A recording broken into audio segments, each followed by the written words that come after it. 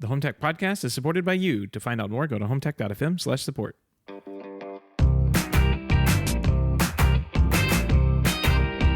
This is the HomeTech Podcast for Friday, February 21st. From Sarasota, Florida, I'm Seth Johnson. And from Denver, Colorado, I'm Jason Griffin. How you doing, Seth? Oh man, I'm doing great. There's huge news, Jason. Big news. Staples Connect is back. So I'm gonna go over to the museum over here and get my Staples Connect, and I'm gonna hook it up. And let me just open this news article and read what exactly they mean. Let's see. Oh wait, Staples Connect is a podcast studio in a Staples. They faked you out. Wow. Okay. Very, very interesting. So Staples Connect is now like basically a WeWork and not a home automation platform anymore. And even if you go to like staplesconnect.com, it brings you to this weird WeWork thing that they're doing. But they, we can at least have the podcast from the they should just call it the automation platform formerly known as Staples Connect Studios. Yeah, I can't decide if this is like crazy good innovation or desperation. I don't know. Sometimes that's a fine line. Staples is a huge, Amazon's big on residential delivery, but Staples is a big, delivery service for business. And having this as, taking their, what it seems to me is, they're taking floor space inside their store and dedicating it towards, a working, you'll never have to worry about stealing office supplies anymore because you can just go over and get them from the shelf, I guess. That's right. Yeah. There you go. Now you're thinking. But the podcast studio is interesting. Yeah. I just want to know if it comes included with do they have a 3-year-old and a 5-year-old that can bang on the floor above you? Because if they don't, that's like a non-starter for me.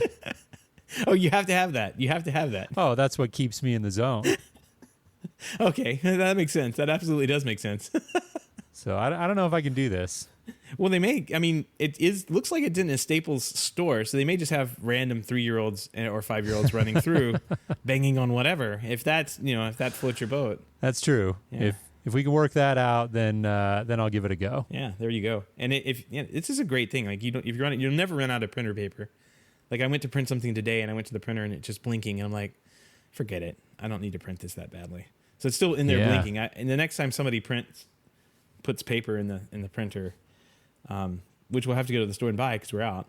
They're going to get whatever I printed. So it'll just be a surprise at that point. Merry Christmas.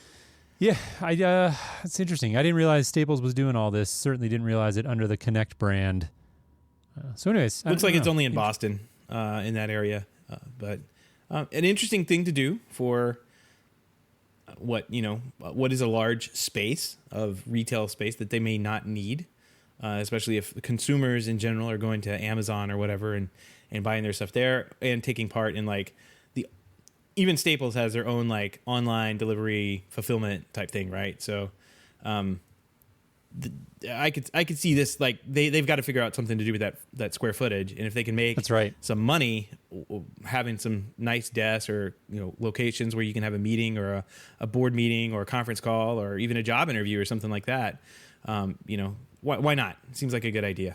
Yeah, no doubt. Well, we'll see how it plays out. Seth, what do you say we jump into some HomeTech headlines here? Do it.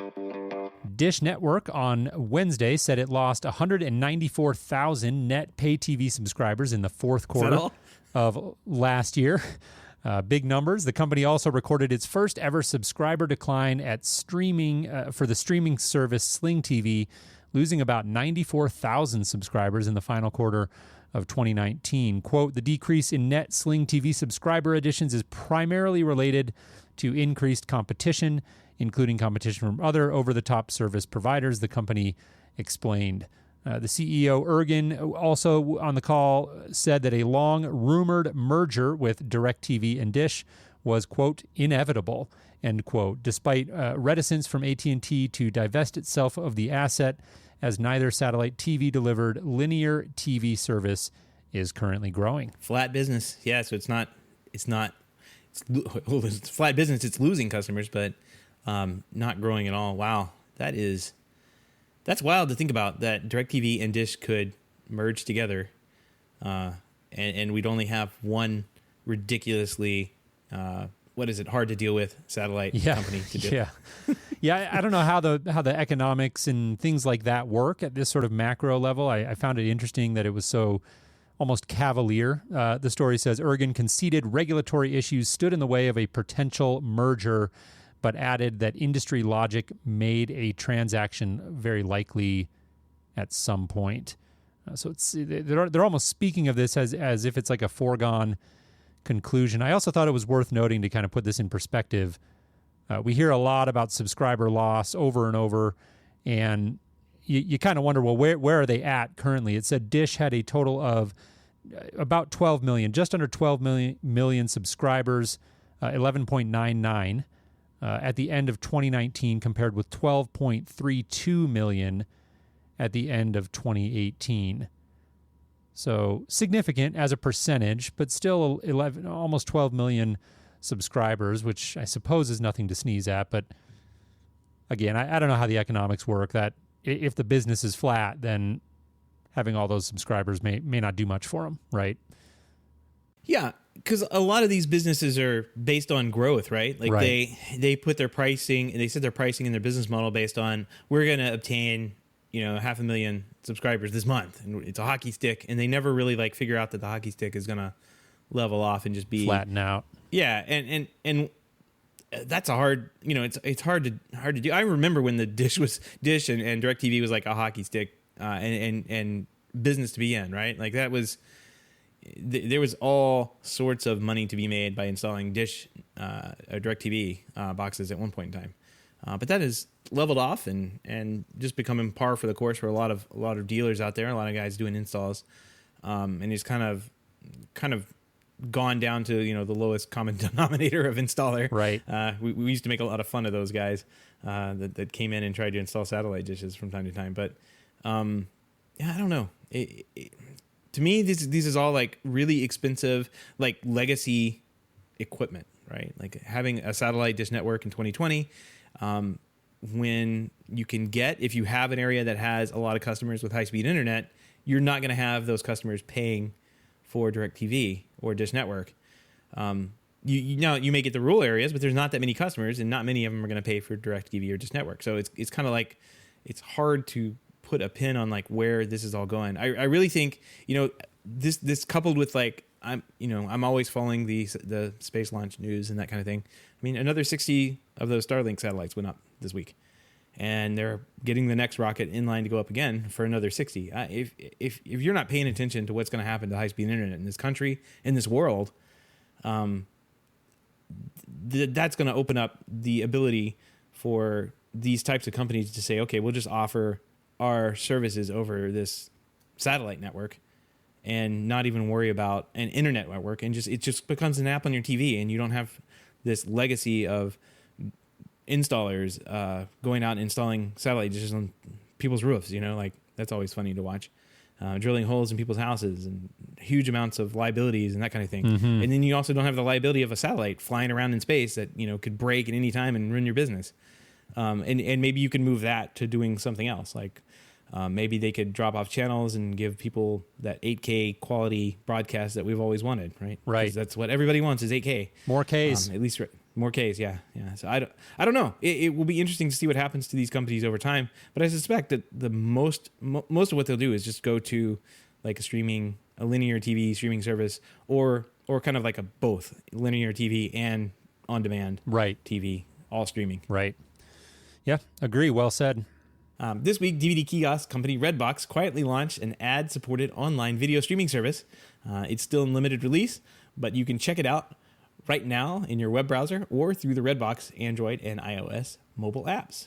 That's pretty cool. Redbox is that Redbox that's generally out. Sometimes it's outside of like Walmarts and shopping centers, and sometimes it's inside. It just depends on what it's like, but people go in there. I see people all the time, like so often, going up to those things and renting movies, like the good old Blockbuster days. Right.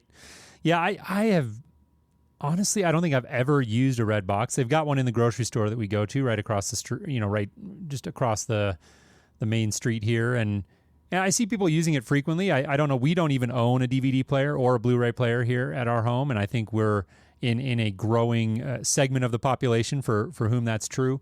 Although my wife nags at me occasionally to get one because we have like this one DVD of our wedding from, years ago that she still can't watch. And so anyways, we may have to cave and buy one of those someday, but we don't.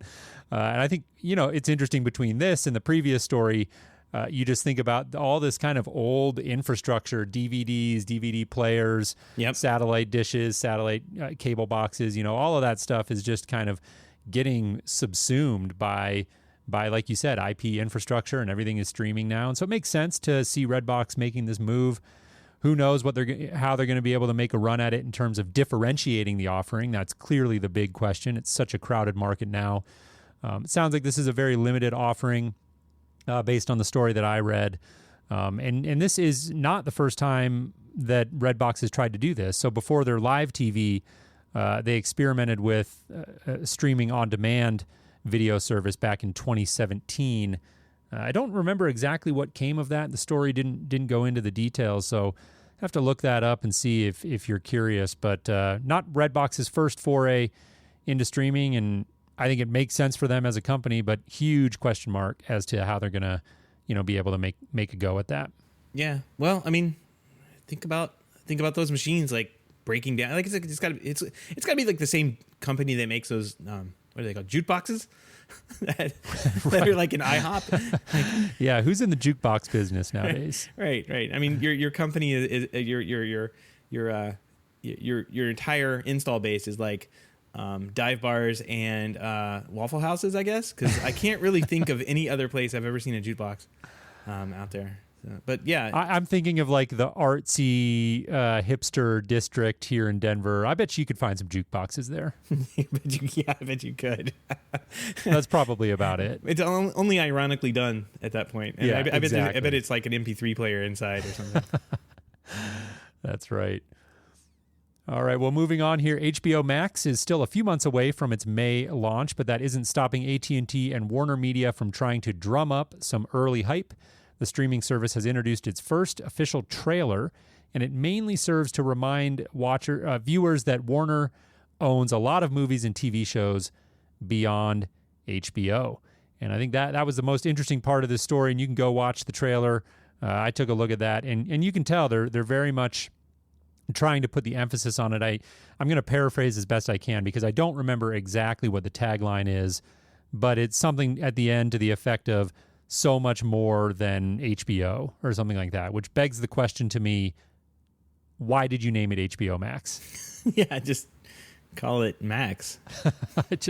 I don't know. Like they're clearly conscious about this and they want people to know that it's more than HBO, but for some reason they went with that HBO moniker, and I can't quite figure that out. I think that is going to be a challenge for them because when I look at it, I'm like, oh yeah, that's Warner Brothers and this and that, and I just at a sort of that automatic, almost subconscious level, you see it and you go, HBO is HBO. We've all known HBO for so long, and I think breaking that association is going to be, I think, a little bit difficult for them. It seems like a limiting name, in my opinion. Yeah, I'm kind of like going through the teaser trailer and like I could in my head naming all of the things that are on, and it's everything Like there's a ton of content that's going to be this. I personally can't wait to get this.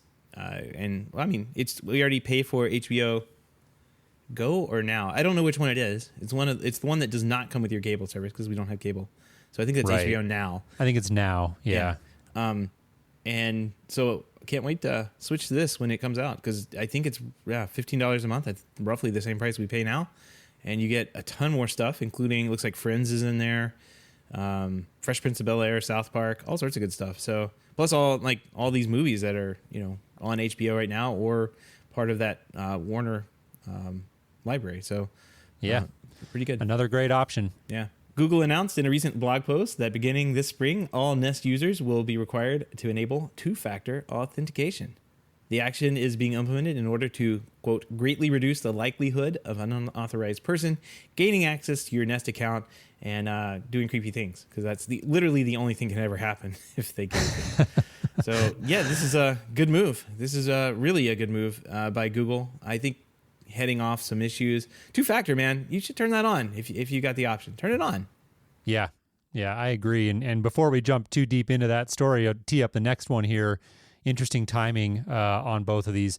Ring is continuing in its bid to improve privacy and security after facing criticism. As of this week, the Amazon brand will start requiring two-factor authentication for all users when they sign into their Ring accounts. The company will also offer more control over data sharing. It's immediately pausing the use of the majority of third-party analytics services in its apps and website, while it devises more ways for users to opt out of sharing in its control center. So a couple of moves there, but I thought it was interesting timing to see both Ring and Google come out this week, Nest, I should say, come out this week with stories about requiring two-factor authentication. I think it's generally a good thing. I think it's going to probably catch some users off guard. I think certainly the more technically savvy amongst the user base aren't going to be thrown for a loop at all by this, but I do have to imagine some of the less technologically inclined we'll probably have some issues adjusting to this, but I'm with you, Seth. On balance, it's a great thing, and anywhere that 2FA is available, generally a great idea to use it. Yeah, and if you don't know what two-factor is, it just means that it's two-factor authentication. It will email you or send you a text message or present you with some kind of code that you have to type in to actually authenticate past typing your password in. So you get your password correct, you'll get this extra code or email or link or something. Like, it's just a second way of verifying that the person logging in is you. And it's a pain, like all things security related. It's a pain in some cases, but it can be super helpful, especially when weird things can happen if you have a bad password or a password that's leaked out through another service. And you have indoor green cams and people are talking to your kids at night. It's really freaking creepy. So yeah, indeed, turn the two-factor on. It can be kind of a pain. You're starting to see more and more implementations of this that I think are addressing some of that. Like, we use a single sign-on provider at work called Okta. It may be familiar with it. And I really like how they do it, where you got the Okta app on your phone, and when you go to log in, it sends you a push notification, and you can even from the lock screen on iOS, you're able to, do the push and hold on the notification, and it'll pop up with a little option, and you can say, yep, that was me, boom, you're done.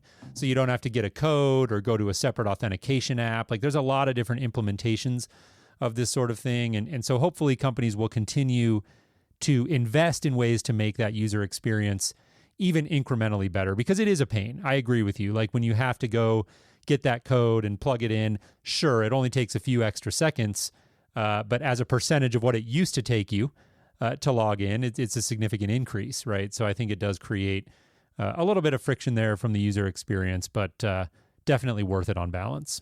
Yeah, it's a good system. I'm glad it's rolling out. There are some other up and coming interesting, like there's one out there I'm trying to think of. It's called Squirrel, SQRL. It's if you listen to the Security Now podcast, Steve Gibson's been developing this thing for the past umpteen years. And I'll put a video in our chat of that, of like a quick and easy login. It uses like a QR code, and so like it shows you a QR code, and then when you point your camera at that QR code on your phone, or you have the app running on your computer, it just like, you don't even type a password. It just logs you in. So it's really cool. Right. But it's based on identity, and there's you have the identity. You have created that identity, and don't ever lose the password to that. Don't ever lose that identity, because if you do, it's gonna create a whole world of nightmare. Nightmare. Yeah. But the idea is that once that's secure, once that is known, there's no need for passwords or anything. It shows you this QR code. You show your identity, this QR code, and it verifies your identity. All the computers do their computer thing in the background, and boom, you're logged in. There's no password or anything. That's a great point. I'd forgotten about that, and I can't remember the specifics of the issue, but probably close to a year ago or so, I accidentally took my phone for a swim. Not a great idea. Don't recommend it. Yeah. And this was not one of the iPhone 10s or the more waterproof or water resistant ones. Anyways, point being, phone was dead, and I had several issues with two-factor authentication because my identity was basically tied to that phone as far as a couple of different systems that I used were concerned. I was able to work around it and get that all reset, but it was a bit of a headache. And so I point all of that out. 2FA, two-factor authentication, does come with some clear drawbacks from a user experience, but from a security perspective, if you care at all about keeping that login safe or secure and two-factor authentication is available, then you should absolutely use it. Yeah. There looks like Rashid's posting in a thing called Trisona. There's a bunch of this stuff going around, and like you said, use a password manager, because like when you drop your phone in the water and all your stuff is backed up in this magic password manager, like it doesn't matter. Your phone is just like your identity, and you can log back into that. So that's right. Yeah, that's right. In some HomeKit news, available this week, Arlo Pro 3 may get updated to support HomeKit. The update will allow you to see cameras with the Home app, as well as use motion sensor to trigger the scenes and other accessories whenever motion is detected. The update is rolling out right now to Arlo Pro 3 systems with Smart Hub version VMB 4540. Make sure you write that down. Got that. VMB 4540. Compatibility with other base stations models will be coming in the future. Kind of cool. This is what I like about HomeKit. It's like software, so they can roll this stuff out now, and you'll get little, this stuff gets activated as it gets approved by Apple. And again, you don't need two-factor with this stuff because HomeKit is supposedly secure, using your Apple ID stuff, which is, your face and your fingerprint and that kind of thing. There's your two-factor right there. You can get and see this video and interact with the cameras that way. Right. Yeah, as far as that model number, there was, and we'll link to the story in our show notes, HomeTech.fm/291, some instructions in there to go see if you've got the compatible hardware. So my understanding, sort of takeaway from that is, if you've got an Arlo Pro 3 system, before you get too excited about this update, just go double check and make sure you've got one that's compatible, is how I understood it. And then the other thing I think that was worth pointing out in this story is that a little bit potentially confusing, because if you recall, HomeKit also has their secure video service, HomeKit Secure Video, which allows recording of video footage in iCloud. And this is not that, meaning this is strictly to be able to sort of interact with your cameras and do the things that you mentioned earlier in the story. But users will still need to rely on Arlo and Arlo's cloud services for remote video storage. Yeah. So I thought that was worth noting as well. Interesting. Yeah, I mean, there's all sorts of little caveats to every single product out there, but I think it's nice that they're able to update stuff that's existing out there in the wild to get new support. I'm always happy to see support added onto product rather than it like becoming a Staples Connect and podcast studio. Yeah. Nice one. I totally agree. And, we've continued to slowly build out our HomeKit kind of implementation or HomeKit collection here at our house. And I just overall, I'm still a big fan of the framework and how easy it is, and the ability to just seamlessly, have my wife's phone up and working as we add these new devices, and there's no fuss. It's just very clean the way that they've set that framework up. So if something is HomeKit compatible, you add it, and it's literally one of the few things that I can say I've worked with where it generally just works, and it doesn't require a whole lot of headaches and stuff to implement. So overall, big fan of HomeKit, and happy to see that devices and manufacturers are continuing to get added into the ecosystem. Yep, and I put in our little chat room over there. It looks like ConnectSense got a review from iMore, which is it's pretty good. Like literally anything I ever need to figure out for my iOS or macOS stuff, they have write-ups on. So like that's what I know iMore for. But ConnectSense got some press time over there. Cool. And, got a good review there from the iMore staff. So friend of the show, Adam Justice is behind that product, and man, it is a slick. You can see right there in the picture. That is a slick, like the outlet. You don't have to deal with these wall wart things anymore. It's just two outlets in the wall, HomeKit compatible. They show up in there, and you can turn them on and off. It's great. Right. Love that product. Very cool. All right, well, that does it for our quick headlines. We wanted to also spend a few minutes here touching on a story that I thought was kind of thought-provoking, and listeners to the show will certainly be familiar with the author's name. This is Bruno Napoli, former of Krika, good friend of the show. And he engaged with us. I think it was after last week's episode, reached out and sent this article over to us. It's published on LinkedIn. And again, we'll include a link in our show notes, HomeTech.fm/291. The title of the piece, in typical Bruno fashion, it'll grab your attention. Smart homes, an ecological disaster, ? And the gist of the take here is that, we hear a lot about smart home technology and how it can help us live greener lives and save energy. But there's, of course, as Bruno argues here, an uglier side to that coin. A couple of excerpts from the story. Problem with the smart home is that they try to make us believe that with a connected thermostat spying on us, coupled with blinds that lower automatically with it's sunny, we're going to save 3 polar bears and put a smile back on Greta Thunberg's face. In typical Bruno fashion, right? That's right.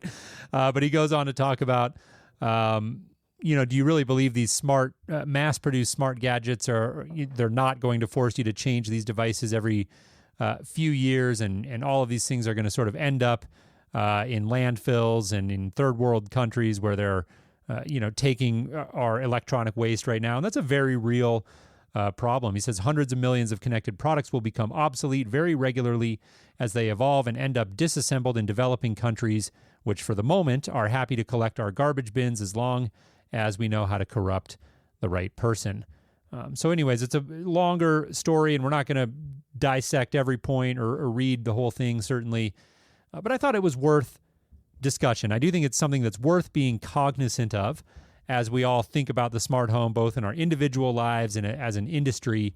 My general take on the story is that while it does make some good points, and again, I do agree that these are good things to be conscious of, I think for what it's worth, the smart home is a small part of a much bigger problem, which is, just kind of global, the pace of consumerism and consumer electronics, and what does that all mean for the future of the planet. I think it's a huge problem, and how you even begin to solve that, I don't know, right? But it is something that's worth having a conversation about. Yeah, and like you said, this is just a small facet of that larger conversation, and he's got a point there. Like, I don't know, like if you have just like the regular, I'm thinking of like the sprinkler system, because he has that picture of a sprinkler system thing up at the very top of the article. Like if I get like a ratio, that is going to work a little bit harder than the standard hummingbird thing that has been sitting on the wall for a couple of years to manage like how the sprinkler turns on and off with water, or waters the lawn based on like how much rain has been perceived to come down, that kind of thing. So I don't know, like there are advantages. Lighting control system, like, well, yeah, I am going to buy a dimmer that's going to last 10 years rather than the 20 years maybe a light switch would last before somebody's going to remodel and replace it. Like my house, probably my house was honestly 50 or 60 years before somebody replaced anything in this house. So okay, I'll give you that the smart dimmer might last 10 years, but I mean, also we probably should recognize that over those 10 years you are maintaining savings on dimming the lights a little bit rather than running them at full blast and that kind of thing, and turning off the lights when you're not using them, using other sensors and that kind of thing too. So I think there's like a give and take to it. And is there a balance? Probably not, but I do feel better if I'm, make sure that the lawn's not getting watered every day from the dumb hummingbird and I'm using a ratio, or I'm turning off the closet light because it's on a timer, or the bathroom fan that always gets left on for hours and hours and hours at a time in one bathroom because it's only got a toggle switch, but the other one, it only runs 45 minutes and turns off all the time. So like, I got to wonder, like, I feel better knowing that stuff's automated, and that I'm not using that electricity, further throughout the day. And is it that much savings? I don't know. Like, it seems like it is,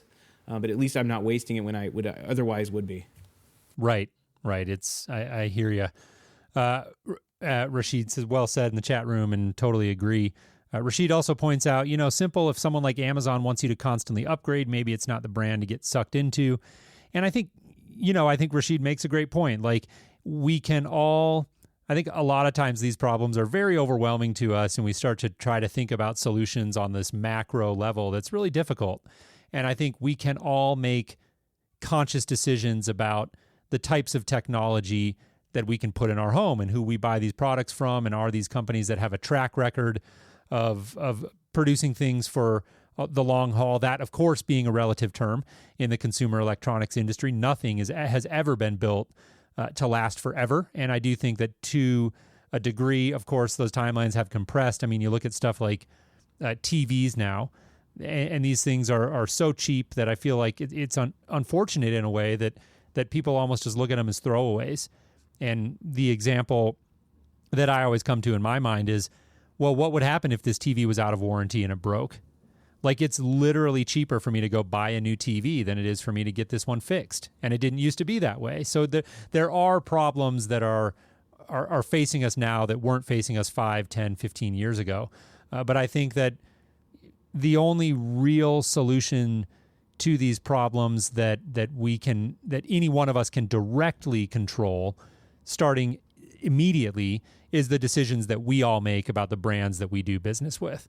And I think, don't get me wrong, I think there's absolutely room for higher level, government level types of solutions here, and we all need to get behind those things that we agree with and support. But on an individual level, again, that's why I wanted to bring this story up on this week's show, because I do think it's, whether you agree with the scale of what he's saying or the exact way that he's framing the problem, it's still a valid thing to think about.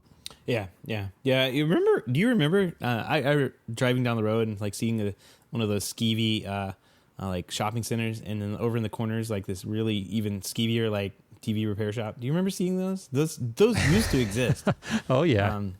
VCR repair here, and they have all but disappeared. It used to be an absolute like a career path you could take, but you're right that it's one of those things that like everything on those TVs is it's almost like a modularized computer board. You have the power supply, you have the computer board, and you have the display panel. And, depending on which one of those three things breaks, will depend on how much, or if you have even the ability to repair it. And even if you wanted to, it's probably more to have somebody open it up, figure that out, and order the right piece than it is just to go down and buy the new TCL TV that you got for, hot sale on $300 for the 65-inch TV that you're picking up. Yeah. Just find whatever Jason's buying and buy that, because man, he's going to find the deal. Well, I'm tight. I'm tight with my money. So you call it cheap, I call it tight. Well, I mean, it's a good deal. That's what it is. It's a great deal. It's a screaming deal. And yeah, absolutely. 10 years ago, that same TV was $10,000 probably. And it's come down because of economies of scale, because your TV's spying on you. I mean, we'll just put that out there too. Like, it's being subsidized in other ways, but that's par for the course now. That's why our TVs are just a few $100s and not, tens and $20,000s for these nice, beautiful 8K resolution TVs, all the Ks. You need to have them. Right. All the Ks. Yeah. That's it.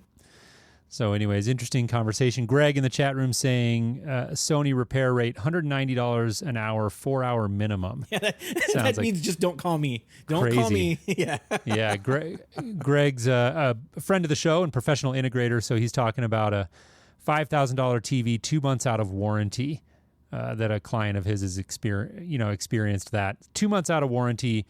And now you're looking at, just under about $800 minimum to get it repaired. So on a $5,000 TV, you're going to go ahead and do that. But most of us mere mortals aren't buying $5,000 TVs these days. Yeah. Right. Yeah. And I think it's a good thing and it's a bad thing. So these are all trade-offs, and I think it's can be relatively easy to get swept up in how great all of this affordable technology is. But as Bruno points out, there's a darker side to that coin. Yeah, Greg's following up on that. Nope, the client is upset, and I totally, sure. Yeah, I mean, it's 2 months out of warranty, so yeah, and they're saying it's going to be that much to fix. Yeah, it's not a great thing, not a great situation to be in.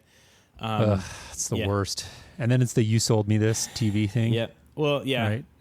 I sold a TV to my in-laws. It was one of those Pioneer, like the very last run of 60-inch Pioneer plasma TVs. If you remember those, the big ones, the nice ones. And we got a screaming deal on it because it was their last run. The distributors wrote it out. And every time I go over there, I'm like, man, I hope that thing just lasts 20, 30 years. So far, it's so good. But man, it's... Yeah, you're holding your breath. Yeah, you never want TVs to break on family. That's for sure. That's right. That's right. Family or clients. Yeah. So anyways, all of the links and topics we've discussed on this week's episode can be found in our show notes at HomeTech.fm/291. While you're there, don't forget to sign up for our weekly newsletter. We'll send you show reminders and other occasional updates about all the great things going on here in the world of home tech. Once again, that link is HomeTech.fm/291. Yep, and don't forget you can join us in the chat room live Wednesdays, starting sometime between 7 and 7:30 p.m. Eastern. You can find out more about that at HomeTech.fm/live. Seth, we got a pick of the week this week. We do. This is kind of an old one, but I've been kind of saving it in the background for a slow news week. Yeah. I think this is definitely evergreen. So this person has made a Harry Potter inspired wall clock. Like, so if you're familiar with the Harry Potter movies or books, I guess they were books as well. They have this clock that is made for one of the families that has these magical hands on it that will point to wherever the person that is on that hand is. So if they're at home or if they're at school or whatever, the clock hand will point to this person's at home, they're traveling on the road, they're, whatever. It'll point to where they are. And they have made one of these things to actually work. And I mean work, like it's not just a clock with hands that move and point to different directions. It's a clock that actually syncs up with apps that are on the cell phone that know the locations and points the hands to where people are at any given time. So really cool. It's got a really cool build to it. All the stuff is like open source on GitHub. I really want to make one of these. It just seems like a really cool thing. My family here is pretty big fans of the Harry Potter series, and it would be a welcome addition into the house and probably something I could actually pull off, given that somebody's already done all the hard work on it. So there you go. Yeah. And Rashid's giving you a hard time for the. I guess these were books as well. Yeah, you guess. Yeah. That's funny. Yeah, I have to confess, not a big Harry Potter guy. I've seen parts of the movies and stuff. Not really my thing, but it's a fun idea, and I think projects like this are really cool. Like with the open source component and how you can really just kind of geek out, and sky's the limit nowadays. And I love seeing the creative uses of this sort of technology. So fun pick. Even the like the stepper motors, like the servos, the little brackets that they made, they have 3D printed brackets. So all of that is included in the GitHub repository. You just download that, go to your 3D printer, or in my case, there's actually like a little educational thing down the street that has 3D printers available, and you can basically rent time there for like $25 or something like that. So you just show up and you could print this stuff out, go home, put it all together, and it seems like it's pretty cool. Like it doesn't seem like it's very, very difficult to do. With a little bit of domain knowledge, you could pull it off. Right. Very cool. All right. Well, if you have any feedback, questions, comments, picks of the week, or ideas for a show topic or guest, please do give us a shout. We'd love to hear from you. Our email address is feedback@hometech.fm. Once again, that's feedback@hometech.fm, or visit hometech.fm/feedback and fill out our online form. We want to give a big thank you to everyone who supports the show, but especially those who are able to financially support the show through our Patreon page. If you don't know about our Patreon page, head on over to HomeTech.fm/support to learn how you can support HomeTech for as little as $1 a month. Each pledge, or every pledge over $5 a month, gets you a big shout out on the show.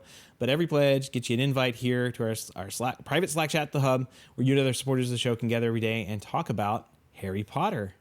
Jason, that's what we're going to be talking about now that we know you're a fan. That's right. The biggest fan.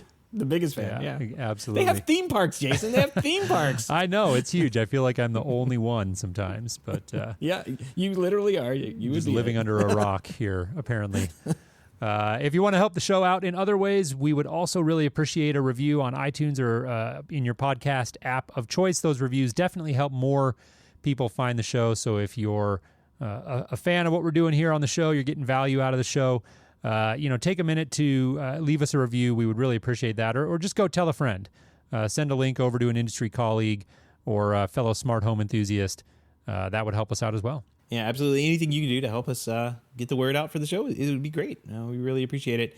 Jason, we are wrapping up. That wraps up 291. That means we're when we did this joke last week, and you pushed it, you brushed it off, and you put it under the table. But I think we have new music coming up, right? We're going to try and get new music for 300 on. I'm still liking our music. We had that old music for so long, and the new music. Yeah. Plus, I'll be totally honest. Like choosing show music, not an easy thing to do. It's like everything that we do. It is the thing that we do not like to do. I think we'll keep this one for another 100 shows. Yeah, I'm game for that for sure, because I don't even want to think about how many different samples of music we listened to when we were trying to find this one. And I think, ironically, if I recall correctly, you and I listened to I don't even know, an ungodly number of samples. And then your wife was like, how about this one? Yeah, she's always right. So that's... And we were like, it's perfect. Yeah, it's perfect. It was that total light bulb moment. So anyways, if we're going to pick new show music, maybe your wife can do it for us. I was going to say, should I outsource it again? Just like, hey, we're thinking about getting a new show music. You want to pick something out again and let her have at it for like 10 minutes. Because she found it. We spent 3 days on it. She found it in like 10 minutes. 10 minutes, exactly. Anyways, yeah, we're staring down the barrel of 300, which is amazing. It's been a really fun run, and we'll look forward to that. So thank you, everybody, for tuning in for another week of Home Tech. We appreciate it. Seth, have a great weekend, and we'll talk to you next week. Yep, have a good weekend. All right, take care.